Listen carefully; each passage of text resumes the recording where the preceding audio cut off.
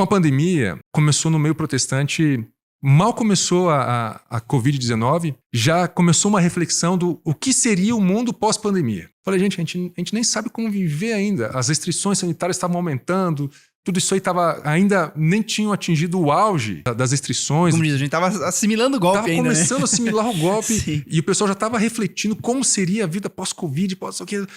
E essa demanda trouxe ansiedade, trouxe um tipo de desespero. Claro. O que eu vou fazer? Falei, gente, tá todo mundo falando uma coisa diferente da outra. Eu já tinha uma percepção de que no meio evangélico, o sola escritura é uma farsa, ele não é real. O que manda é só a minha interpretação da Bíblia. Então, cada denominação evangélica interpreta a Bíblia de uma maneira. Você procura escolher aquela que parece que faz mais sentido. E, no fundo, acaba sendo a sua auto-interpretação também. Então, eu já sentia dificuldade de todo mundo falando algo diferente. E com as restrições sanitárias, então todo mundo tinha um direcionamento, alguns tinham profecias, alguns tinham uma reflexão mais centrada, mais racional. Na tua cabeça começou a despertar alguma coisa diferente. Sim, eu me senti provocado. Eu lembro até hoje, numa conversa com meu irmão, e foi uma discussão que a gente teve assim, eu falei pra ele, Fernando, eu sinto falta de um papa nessa hora. Ele, como assim? Você tá ficando muito nos livros, tem saído dos livros. Eu falei, eu sinto falta de um papa. Eu sinto falta de alguém que me diga. E não era só o papa, né? O colégio, o magistério. Sim. Eu já desejava a igreja, né? A graça já estava me alcançando ali, Sim. né? Então, eu desejava que alguém me dissesse o que eu poderia confiar. Eu não tinha mais certeza de qual interpretação bíblica seguir, porque o respaldo é só o que a Bíblia diz. Falei, ok, mas o que a Bíblia me diz? Mas você não estuda? Sim, mas eu estudo vários autores. Sim. Alguns seguem linhas diferentes. O que eu vou seguir? Eu precisava que alguém me dissesse, vai por aqui, esse é o caminho. Só que essa reflexão de que eu precisava de algo diferente se estabeleceu. Com o tempo, com o passar da mentoria, o contato com os santos do passado, esses homens e mulheres que... É interessante, a gente como pastor e como evangélico, a gente busca um fruto de santidade e de consagração a Deus, que algumas vezes, vamos lá, pegar leve aqui, né? O ativismo religioso evangélico não permite. Ele cobra de você, mas não coopera para que você faça isso, para que você dê esse fruto. Então, o que aconteceu? O que eu percebi? O movimento estava sendo buscado fora. Esse mentor traz práticas devocionais. Esse mentor traz contato com uma literatura católica medieval. Com a ideia do quê? De se alcançar o fruto que aquela reflexão traz. Perfeito. Só tem um problema. Eu não estou conectado à árvore. Sim. Como é que eu vou dar aquele fruto? Como é que eu vou dar um fruto de santidade? Como é que eu vou dar um fruto de clemência? Como que eu vou manifestar o fruto do Espírito, de acordo com Gálatas, já que é a Bíblia, né? Eu preciso dessa árvore. Esse fruto de santidade você não encontra fora da Igreja Católica, com a mesma consistência que você encontra na Igreja Católica. Por que eu digo isso? Porque a história comprova. Homens e mulheres que deram fruto de santidade e marcaram a história são homens e mulheres que seguiam a fé católica. Ok, aqui, como pode eu querer organizar a minha vida de acordo com a regra de vida de São Bento de Núrcia, definir a minha agenda, prioridades? Tem uma história engraçada, eu aconselhei um pastor que enfrentou um divórcio.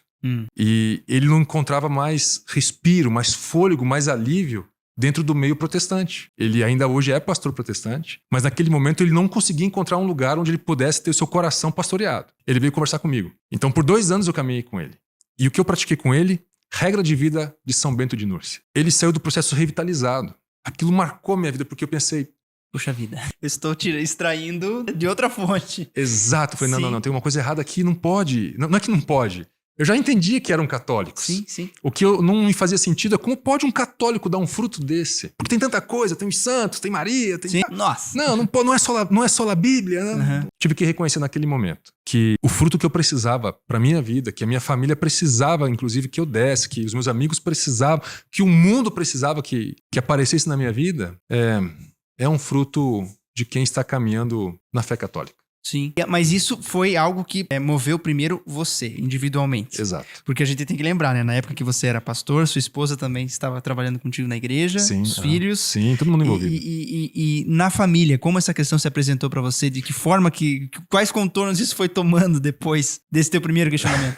Bem, vamos talvez encurtar um pouco, né? Claro. Eu chego em... Que a gente tá falando aí de pelo menos uns 4 anos quase, né? 4, 5 anos, isso tá. aí. Eu chego em dezembro de 2023, assim, angustiado. Porque conhecendo o contexto das igrejas evangélicas, os bastidores de grandes denominações, toda a questão ministerial que eu estava enfrentando, de reflexão teológica, eu cheguei numa reflexão chamada Povo de Deus. Isso foi foi contexto de pregação na minha igreja por 2 anos quase. onde que está o povo de Deus? E tudo apontava para a verdade católica. Está aqui o povo de Deus.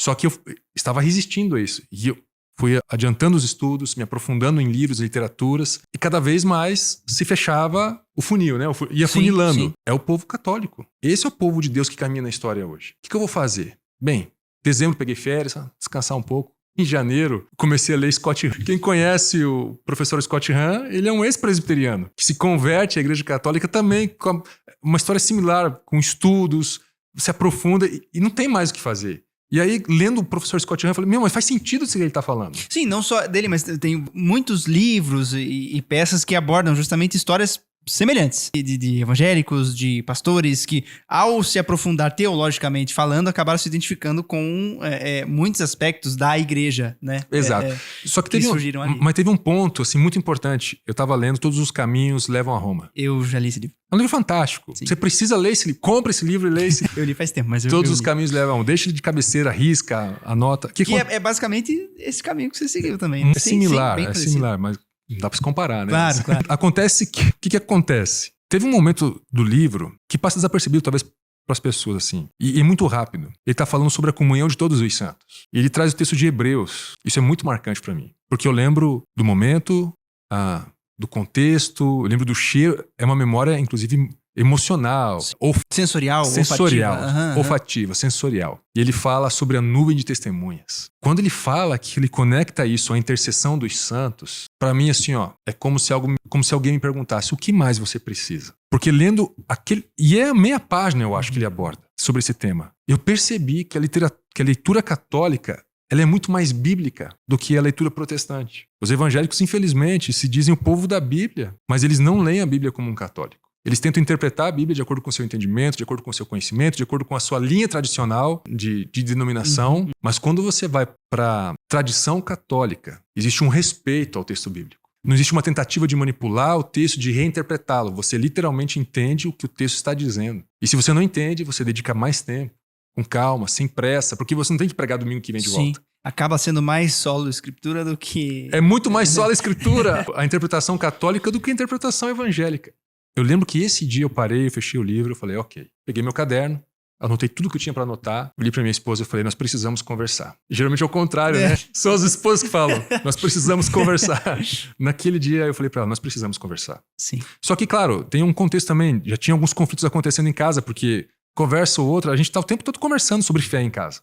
Tomando café, jantando, almoçando, lavando louça, briga com os filhos, fala alguma coisa da fé. E eu tava já espirrando, sabe? É como se a barreira estivesse rompendo. Sabe? Alguma coisa sobre Maria. Não, mas porque Maria é mãe de Deus. Como assim? Então, começou a ser plantado um conflito em casa. Então, para que esse conflito diminuísse, eu me dediquei um pouco mais à leitura, parei de conversar sobre o assunto. E, claro, romanceando um pouco, né? Falei, amor, nós precisamos conversar. Então ela, muito paciente, me recebeu para conversar, no sentido de um horário para isso. Nós tivemos que bloquear a agenda de conversa sobre religião em casa e dedicamos um tempo para conversar sobre isso. Foi naquele dia que eu falei para ela, eu tô entendendo que o nosso caminho de fé pode se tornar a Igreja Católica. Dela, por quê? Eu comecei a trazer os meus motivos. Sim. Porque aquele momento ainda era não posso dizer que foi conclusivo naquele momento, porque, claro, foi um processo de muitos anos acontecendo, né? Sim, mas ela também estava percebendo isso. Sim. Na jornada dela, ela percebendo pessoas que estavam dando fruto de relevância na vida e eram pessoas católicas. Essa pessoa é muito relevante para eu deixar de ouvir. E é uma pessoa católica. Sim. Então ela também já estava percebendo isso. E nessa conversa, Jana, muito provável que a gente termine a educação dos nossos filhos na Igreja Católica. Então aí foi uma bomba em casa, né? Porque eu era pastor ainda. Todo um plano de igreja, todo um plano ministerial. Mas tinha uma igreja pra cuidar na época, né? Não, eu falei isso com ela na quinta-feira, no domingo eu tava pregando. Sim. Eu lembro que naquela quinta-feira eu fui fazer a ceia na igreja. É o primeiro ou o segundo domingo do mês? Não, lá eu fazia todo domingo. É por isso que eu era meio católico. Sim, já. porque já era mais... Não, todo domingo, tem esse negócio. Eu dizia assim, nós nos reunimos por causa da ceia. A pregação não é o ponto alto. Pensa comigo. Como pregação não é o ponto alto? Não é o ponto alto, faz parte do culto, mas não é. É aqui o ponto alto. O ápice. Eu lembro que eu peguei a ceia, falei, não é. É só um simbolismo mesmo. Qual que é a diferença da ceia e da Eucaristia? Da ceia evangélica e da Eucaristia católica? Toda a diferença. Lá é só um simbolismo mesmo. Aqui é o corpo, aqui é o sangue de Jesus. Lá não é nem memorial como o catecismo nos ensina ou como a tradição judaica nos ensina. É um mero simbolismo. E eu lembro que eu peguei o pão e o cálice e quando eu fui orar, abençoando, eu recitei as palavras naquele dia, naquela noite, tomou o cálice e disse, este é o meu corpo, este é o meu sangue. Falei, não dá mais. Não vou conseguir mais. Domingo Quase foi me teu- senti um farsante. Foi teu último culto? Não foi meu último. Mas naquele dia eu tomei a decisão. Eu falei, bem, precisamos tomar algumas decisões aqui em casa. É engraçado que nesse processo, a minha esposa também começou a se dedicar a leituras. E também a ouvir, né, pessoas. Sim, começou a ser não digo um embate, mas essas conversas foram sendo mais frequentes. Foram cada vez mais frequentes. Sim, aham. sim. Só que aí a partir de uma base pacificadora. E eu estava angustiado porque, embora eu tenha muitos bons amigos na igreja evangélica, pessoas mesmo que têm o nosso coração. Naquele momento eu não podia me abrir porque eu ainda não tinha muita clareza. E dependendo do que eu falasse, até pela posição pastoral que eu ocupava, eu poderia talvez despertar sentimentos ruins nessas pessoas. E eu precisava ter um pouco mais de base para falar, para Sim. externar. Eu não tinha com quem falar. Comecei a conversar com o professor Eduardo, uma mensagem ou outra, mas ele sempre muito respeitoso, mais à distância, até para não interferir no meu processo. Sim, é um discernimento, né? Digamos assim. Essa é a palavra. É como você passa muitas vezes por um discernimento vocacional, é um discernimento. É um processo que não é tão instantâneo, né? Eu agendei para conversar com o padre da paróquia Santo Agostinho. O pastor foi até a paróquia. Opa, perdão. O O pastor foi até a paróquia. Meu, isso dá tempo de falar ainda. Foi incrível. Padre Alex, o senhor, Padre Alex. o senhor é uma bênção, Padre Alex. Além de ser um ciclista fantástico, é diferenciado esse padre aí. Um abraço ao Padre Alex. Foi abraço, por muito padre. tempo aqui nosso coordenador da ação evangelizadora, coordenando aqui as nossas comissões, inclusive a comissão da comunicação. Então fica o nosso registro, que é um abraço pro padre. Esse padre, essa família te quer muito bem, viu, padre? Padre Alex. O que aconteceu no dia? Liguei pra paróquia Santo Agostinho, preciso conversar com o padre. Tal dia, em março. Mas não se identificou. Não. Eu tava vivendo a fé clandestina já. Sim. Eu tinha o costume de toda manhã ter um tempo de silêncio devocional. Sim. Eu tava com o terço na mão. Eu tava fazendo uma Lexio Divina. Uma Lexio Divina com terço, Pai Nosso, Credo, uma Ave Maria de vez em quando. Não, calma, sou pastor, não pode. Na verdade, não pode. Sim. Ficava só com as meditações dos mistérios que são bíblicas, Sim. tá? Senhor, o que eu vou fazer? E eu queria rezar o terço. Eu falei, não dá. Ok, vamos conversar com o Padre Alex. Tinha um músico na igreja chamado Alex. E eu... Isso na sua igreja? Nesse período. Aham. E eu agendei no nosso Google Agenda, conversa com Alex, entre parênteses, PE. Ai. Só que o nosso Google Agenda, como um bom marido que eu sou, a minha esposa tem todo o acesso ao meu celular, nossa agenda é compartilhada. De né? onde vem esse P? Ai. Não, que PE. Ah, No dia, falei, Jana, beleza, tem um compromisso amanhã, tudo bem. Aí despertou o sinal, lembrete, o alarme, né? lembrete, conversa com o Alex, entre parênteses, padre. Daí ela olhou no celular dela, você vai conversar com o Alex? Eu falei, vou. ixi. Falei, e agora? E agora qual, eu né? falo ou não falo? Ela, que legal, manda um abraço pra ele, tô com saudade dele, tá fazendo tempo que a gente não conversava. Eu, Então. Jana, não é com o Alex, músico, é com um padre. Falei, acabou, né? Não vou nem sair de casa hoje. Ela me olha assim, vai conversar com o padre? Falei, vou. Ela, muito bem, eu quero ir junto. Falei, ok, essa é a última conversa que eu vou ter com o padre também. O que aconteceu?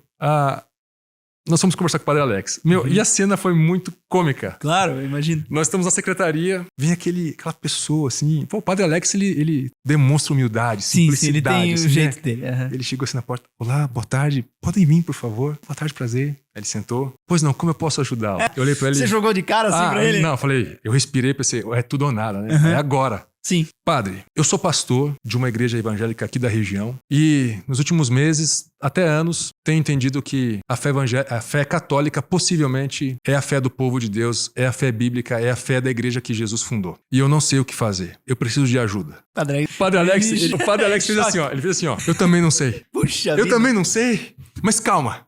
Calma que a gente vai saber. Parece que ele ficou mais... Calma que a gente vai dar um jeito. Não, eu vou Caramba, eu vou conversar mas é com o bispo, porque o bispo entende muito de Sim. escritura. Eu falei, não, calma, padre. Ele falou, não, porque ele já queria me apresentar pra cúria. Aham. Já queria... Eu falei, padre, vamos conversar, vamos. Ele falou, não, calma, vamos conversar. Não, porque imagina Claro que que eu tô pra ele exagerando foi aqui. muito inesperado. Eu tô exagerando um pouco, né? Claro, Brincando sim, aqui. sim. Mas a reação foi essa. Eu também não sei. Mas nós vamos saber o que fazer isso. Não é E toda ele- hora que aparece um pastor na paróquia pra Ele ser falou aconselhado. exatamente isso. Ele falou assim, olha, não é toda hora que isso acontece. Isso tem acontecido realmente na arquidiocese ultimamente. Conheço amigos, padres que estão passando por isso também, que têm ex-pastores. Mas comigo, não me lembro se ele falou é a primeira vez. Eu acho que ele falou isso, mas se ele não falou, algo parecido. Sim. Vamos ter um tempo de discernimento. E foi assim, cirúrgico. Ele acolheu a gente e falou, conte pra mim das suas angústias. Ele foi um pastor. Sim, no sentido da palavra de... Só que a minha esposa estava ali fervendo. Tinha uma imagem de Nossa Senhora do lado. Tinha uma imagem de Santa Mônica do outro. Só que o que minha esposa percebeu é que havia algo de Deus ali. Havia todas as imagens, perdão da palavra, que nós tínhamos que repugnar, evitar. Mas havia Deus ali. Como pode um padre, na sua maneira de falar, com um pódio, um ambiente cheio de imagens, velas, cruzes com Jesus crucificado, porque a cruz até vai, mas a cruz com Jesus crucificado aí não dá, Sim. aí já é demais. E aquela sala estava cheia da presença de Deus. Aquilo marcou ela. O que aconteceu? Pensei, bem, essa vai ser a única conversa, então eu vou tentar falar o máximo que eu puder, né? Nós saímos dali com a próxima conversa agendada por causa dela. Ela pediu para agendar. Eu quero conversar mais uma vez. E mais uma vez. E mais uma vez. Foram 5 ou 6 semanas de conversa. Eu lembro que numa das semanas ela falou para mim assim, eu não posso cobrar do padre Alex em 6 encontros todas as respostas que talvez ele levou uma vida inteira para estudar e encontrar e que nem eu ainda estou entendendo direito. Mas Jesus falou comigo na missa. Nós fomos numa missa. Você é quem apoiou teu esposo para que vocês fossem lá novamente e fossem lentamente assimilando esse processo. Posso dizer assim? Exato. Na verdade, ele disse bem corretamente, né? Quando eu cheguei lá, eu já fui, na verdade, para protegê-lo da conversa com o padre. Dizendo Eu pensei, assim, você não vai... tá confuso, eu já tô vendo que ele tá indo pro catolicismo. Sim. Tá bom que eu também leio Santa Teresa d'Ávila, tá bom que eu leio Tomás de Kempis e amo Imitação bom. de Cristo, tá bom. Sim. Mas a Igreja Católica eu nunca vi como uma opção de vida pra gente. Sim. Ou como profissão de fé, enfim. Eu tive que retirar os vários livros da sala, escondê-los, guardá-los para que nós tivéssemos realmente esse tempo de silêncio. De, como você usou o termo, o próprio padre usou esse termo também, um tempo de discernimento. Sim. Então, aquilo que pudesse afetar isso, mexendo com as emoções, despertando qualquer sentimento ruim, foi necessário um afastamento mesmo. Então, isso é uma coisa muito da nossa vida. O nosso casamento, ele está encharcado disso, ele está embasado em fé, espiritualidade, igreja, nossos filhos. E foi doloroso aquilo. Sim. Porque era como se ela dissesse, eu quero continuar casada com você, mas eu não quero uma parte que existe em você. Eu chorei aquela missa inteira. Enquanto eu chorava, eu coloquei para Deus as 2 minhas maiores preocupações. De eu estar me perdendo, abandonando a fé verdadeira e assumindo uma fé falsa, ou de repente me perdendo de tal forma que eu fosse parar num ateísmo, porque nesse momento eu estava muito confusa para várias coisas. E a minha segunda preocupação, os meus filhos. Porque desde que eles nasceram, eu sempre tive muito essa preocupação de que eles conheçam Jesus, de que eles tenham a própria experiência deles com Jesus. Não basta tudo que a gente ensina, se eles em algum momento não tiverem esse encontro com Jesus, eles não vão permanecer. Ao comunicar para a comunidade, automaticamente, assim, muita coisa começou a se desfazer. Os relacionamentos foram os mais afetados. E eu digo assim que eu tentaria evitar esse caminho se houvesse uma outra forma de nós continuarmos na barca de Pedro, com os olhos abertos, o coração queimando. Como diz a Rose lá de Colombo, parece que nós estamos enamorados, mas é isso mesmo, porque nós vimos. Não tem como desver e não perder os relacionamentos que nós perdemos. Então, muitos amigos realmente se afastaram, o silêncio ficou um silêncio sepulcral. Conversei no dia, nunca mais conversamos. Então, tem um processo doloroso, assim, no sentido de afastamento de pessoas. Claro. A gente perdeu, 90% da nossa rede de relacionamento se desfez. Puxa vida. Na terça-feira eu estava empregado, na quarta eu estava desempregado. Então, tem um processo aí traumático pelo qual também a gente vai passando. Isso pesa ao avaliar a decisão. Como é que eu posso dizer isso? Você estava estudando, produzindo conteúdos teologicamente evangélicos. Teologicamente evangélicos. E que depois precisou ter essa virada de chave para que você abordasse... Nós perdemos contratos, pessoas se afastaram, imagino. Perdemos oportunidade de... vamos ter que pensar um pouco mais. Claro. Isso é muito interessante. A Jana passou por algo parecido. Alguém disse pra gente, Deus falou comigo que é pra procurar vocês, pra escrever, pra publicar. Só tem um detalhe, isso tá acontecendo com a gente. Então Deus não falou mais. Sim. Então Deus não falou mais. Sim. Esse subjetivismo é marcante dentro do protestantismo. Deus fala, mas não é um Deus que desafia você. E aí tem um pastor protestante chamado Tim Keller que ele fala isso. Se o Deus que você segue não te desafia, então você está seguindo a sua própria versão de Deus, não o Deus verdadeiro. A gente pode perceber isso. Sim. E aí, então, houve-se acolhimento na comunidade. Agora falando desse novo capítulo que vocês vivem hoje. Claro, muitas relações se desfizeram, enfim, mas na comunidade vocês também encontraram acolhimento. Dos fiéis, eu digo, do Padre Alex, de toda a comunidade, dos conselhos pastorais, enfim. O Padre Alex já colocou a gente em contato com as pessoas. A igreja de Santo Agostinho, uma igreja de Deus, assim. Abraçou vocês. Abraçou, nos acolheu. Que bom. Abriu as portas para as crianças. Sim. Pelo menos, assim, eu poderia dizer que há 2 formas de você perceber a fé católica a partir do espectro protestante. Através dos estudos de conhecer realmente o que é a fé cristã ou através da sua própria experiência com o protestantismo. Eu queria dizer que você não precisa ter medo de assumir o que você está vendo. Porque é isso mesmo. É material, é real, é místico, é espiritual, mas é verdadeiro. Eu lembro que uma das reflexões que nós tivemos é: a verdade ela é subjetiva? Porque se a verdade for subjetiva, qualquer verdade vale. Assim como a bondade. O que pode ser bom para você, não é bom para mim. E aí você tem, vamos lá, classicamente falando, a justificativa do Holocausto ou das guerras que estão acontecendo hoje. Porque o bem é relativo. Ser bom é relativo, a verdade é relativa. Agora, se a verdade é uma pessoa, a verdade é objetiva. Então, ela pode ser encontrada. Ela existe. Ela não é algo filosófico que pode mudar com o passar do... Não, ela existe. Ela não evolui, ela é. Cabe a gente encontrá-la, ou sermos encontrados por ela. Se você tem curiosidade sobre o mundo católico e gostou desse conteúdo, deixe seu like e siga nosso canal.